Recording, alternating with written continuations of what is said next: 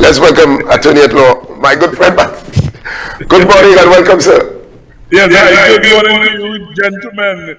You Yes, started off the morning early. yeah, but I said, and I repeat this, and I want you to put your spin on it.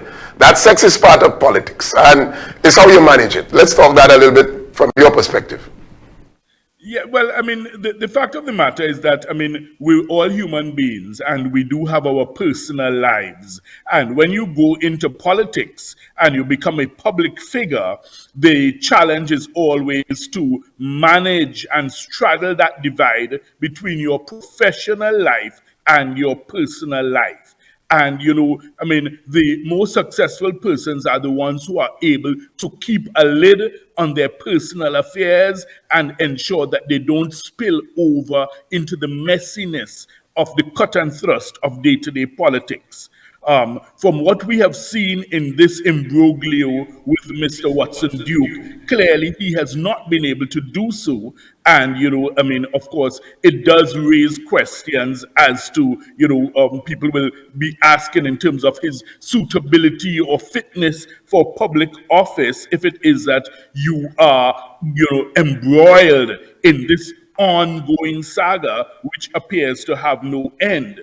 And I mean, while it is, I mean, I guess mildly entertaining or amusing, there is a serious side to it, because if it is that you're talking about allegations about, breaching of someone's privacy and confidentiality, I always like to bring in the law, for our listeners and viewers, Brother B, and, to let you all know that there is the decided case of Therese Ho versus Lendell Simmons, which dealt with the question of the leak of personal and private photographs and videos, which had Miss Ho in certain, compromising scenarios. And, it was alleged that the famous West Indian cricketer Lendell Simmons was the person who had done so, right? Because he was her ex-boyfriend and they apparently had a bitter breakup. And she sued for breach of confidentiality, and she was successful, right, in that claim, because it was alleged that it breached her right to privacy. And Justice Frank C. Prasad, he ruled in her favor and awarded damages and compensation, and Mr. Lendell Simmons had to pay. And Justice Stipasad actually went at length in, castigating Mr. Simmons for his actions. And, he told him that there's no way that that type of behavior would ever be condoned or sanctioned by the court. So, I mean, there is a serious side to this, scenario here with Mr. Duke. I mean, notwithstanding, I guess, the frivolity and hilarity that it may evoke in some quarters. Now, Mr. George, with regards to this particular scenario, how would the law treat with investigating or validating that Mr. Duke potentially leaked these videos and these sexual content? Well, I mean, first of all, I don't know if there has been any official allegation in that regard. So, I mean, we can probably speak hypothetically rather than speak of the particular scenario here, because I don't want to make any assumptions at all or to put anyone under the microscope unduly. So, in a scenario such as that, generally what you would have is it would probably involve the cybercrime unit of the TTPS. You would go to them with your information. You will show that, look, yes, these photographs were taken, these videos were taken. However, you only shared them with this one individual. So therefore, you will have to show that, establish that, and then, of course, the question would be, all right, from that individual you shared it with, it would appear that that person may have been the source. So then you now go back to where the material was posted, either on Facebook or social media. You go and you try to go on the back end to see where did it originate from, whose account or who is the person who is supposed to have posted them. And once you can make that connection, then, of course, I guess the police can then proceed with, their investigation and possibly seek to lay a charge. Okay, and with the advancement of social media and the digital age that we're living in now, is it more difficult for a public official to navigate through or balance personal life with public life, Mr. George? Reality, because you have persons who, for whatever reason, choose to post all their personal details and all their, everything that happens in their life on social media, knowing full well you are a public figure, and therefore that has consequences. So if you are doing so, I mean, sure, there's nothing to stop you from doing so, but you need to understand that once you do so, and that is out there in the public domain, there's the chance that one day, someday, some part of it could come back to bite you or to haunt you. So it has to do, I think, with our heightened obsession with, I guess, parading ourselves publicly in the social space, in the social media, and we love the attention, I guess. We love the adulation, we love to get people, liking our photographs or our pictures or whatever. So I guess you also have to bear in mind that someday somebody might take one of those same photographs and use it against you in a way that you as a public official did not anticipate or did not appreciate. All right. So let's examine Watson Duke. Presently, his integrity is public. The public have a perception or had a perception of what this personality is. Of course, you mentioned he likes the attention and so on. However, this has gone beyond acceptable behavior. There's a conduct and a conduct that is expected of a leader, be it political, be it whatever. And this display by this gentleman clearly questioned his credibility and his integrity. How should we treat with that as a public going forward?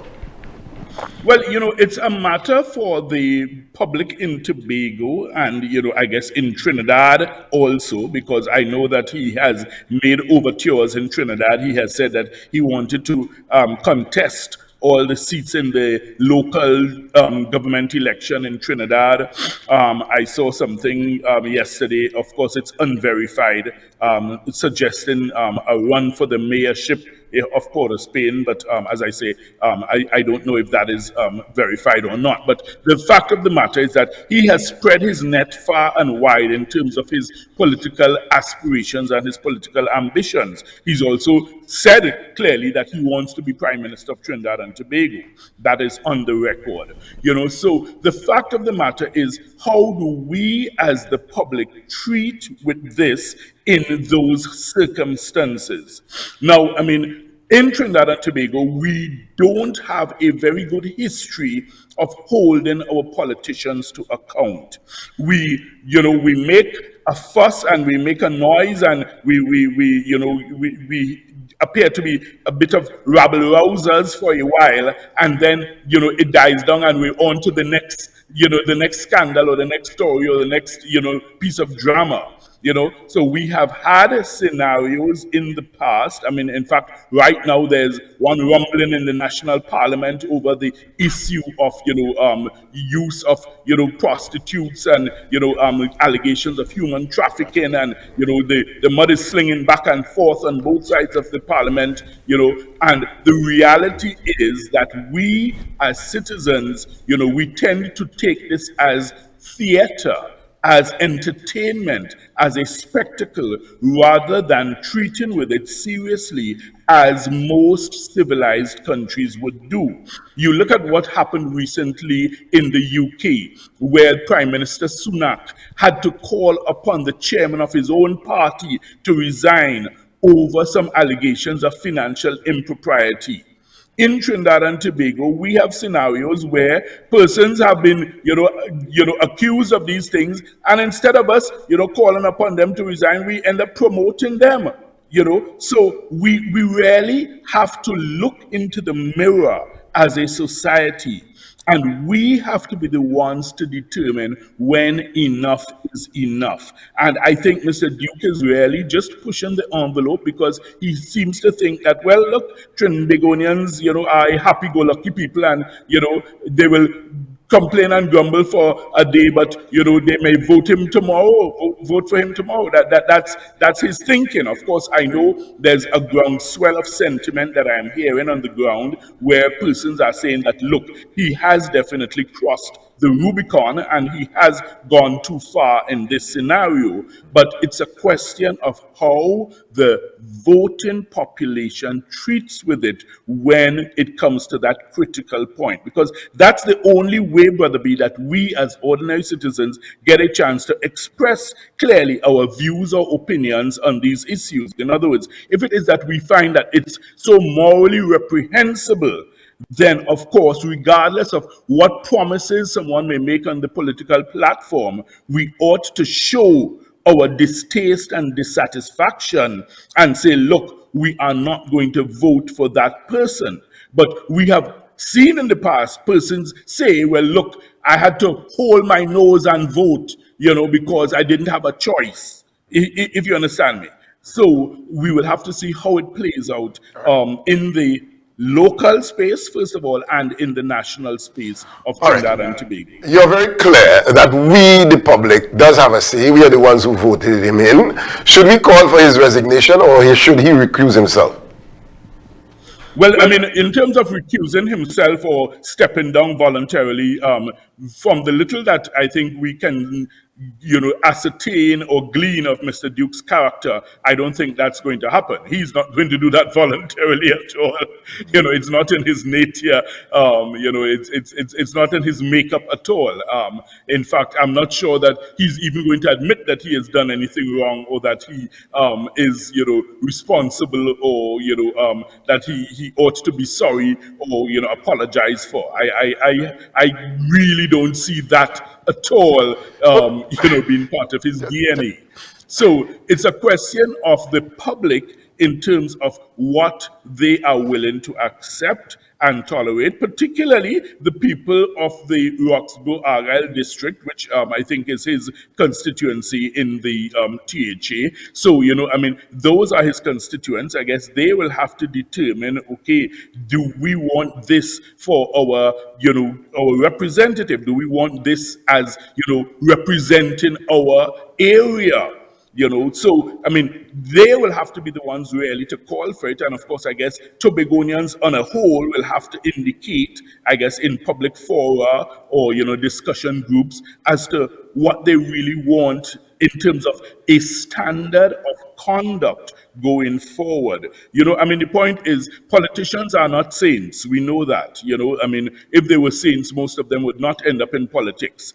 So the reality is that none of them is perfect. But of course, you may have a scenario where someone goes so far outside or so far beyond the boundary, so to speak, that you say, well, look, no, really, this one has really gone too far, and we have to, call it a day on this candidate. So it really comes down to what the public says. Political quest, of course, he's making an inroads in Trinidad, and his party is still competing across the board when you look at the THA and local government elections and so on. Would this scenario or scandal in any way affect his the works that he is trying to achieve? As you mentioned before, on record he said that publicly that he wants to become the prime minister, and of course, well, he mentioned about the mayorship in Port of Spain and so on. His political quest, would this dent at all his quest? Well, of course, there are persons who would be so highly offended by his behavior and who would find it so egregiously offensive that they will say, look, I am not going to vote for him or anything that he represents. Of course, there will be persons who will do so. But then let's remember that there will also be persons who will support him. Let's not forget that Mr. Duke won his seat while still, before the courts, of course, innocent until proven guilty. But the fact of the matter is, he himself actually repeated it recently, the fact that he is on rape charges. So therefore, he won his seat with that hanging over his head, with that matter still unresolved. Persons voted for him. So there is the possibility that persons will still vote for him regardless of this latest imbroglio, and you look at this scenario and you recognize that, on both sides, it appears that both parties have faults and failings, which they have in some ways publicly displayed. So therefore, some persons may say, well, look, he's not the only guilty party here, so, why should we punish him? And they may still vote for him. So there's that possibility. But I think certainly he has tarnished his brand indelibly in the minds of some people. There are some people, I think, who would definitely have switched off and said, enough is enough. I am not ever going to be able to support this individual again. But again, I say there are some who may still be willing to look beyond this and look at the man in terms of what he can promise to deliver, and they may still be willing to stick with him, but I think he definitely has done some damage to his political stocks. And, the scattershot approach that appears to be emerging in terms of saying, well, you want to contest all the seats in the local government elections in Trinidad, it confuses the electorate, it confuses the population, it confuses Tobagonians, because Tobagonians will then begin to question his commitment to Tobago and the development of Tobago, if it is that he appears to be, it's like you're trying for any seat possible. Next thing you will want to go for what? A village council seat, or, a seat on our primary school board, or a Montessori school board. If you understand me, it begins to give a whiff of desperation that you want some sort of power or attention or validity at all costs. Okay. And I think sensible persons amongst the electorate, both in Tobago and in Trinidad, are going to begin to start to sift and distill and then begin to question, is this someone I really want to put in high office? Excellent. Had the rest of the executive distanced themselves by becoming independents, and he was a member or part of that team, what damage that would have done to the rest of the executive, Mr. George, in your view? Well, I think it would have definitely forced them into a scenario where they would have had to make a choice. I think that, it's the type of thing that you could not, as a party, particularly a party in Tobago, ignore. So, I guess maybe their move proved to be fortuitous for themselves and timely, in that they had long since pulled away since December and, distance themselves. So therefore, they are not going to be immediately tarnished by it. Of course, there are those who would, do the analysis and say, hey, but listen, you can't so seek to distance yourself because you had an idea of the character or nature of the man even before you got into bed with him to try and win the THA elections. So there are those questions. But, on the face of it, they have actually distanced themselves since December, and I think they have kept it that way. And, I think Mr. Duke is doing himself no favors, quite frankly, with his current behavior, because he's actually validating the decision taken by Mr. Farley Augustine and the others to pull away from him, because he is actually demonstrating to the entire nation why someone would not want to remain in any sort of arrangement or political union with him, because he's basically self-destructing in the public space. All right, Mr. George, I want to thank you for being with us this morning and straight to the point, and we really appreciate your input. Thank you very much, sir. Always a pleasure. All right. Yes. All right, so at this point, thank you. At this point in time, we go for a break. When we come back, we speak with Dr. Richard Homer.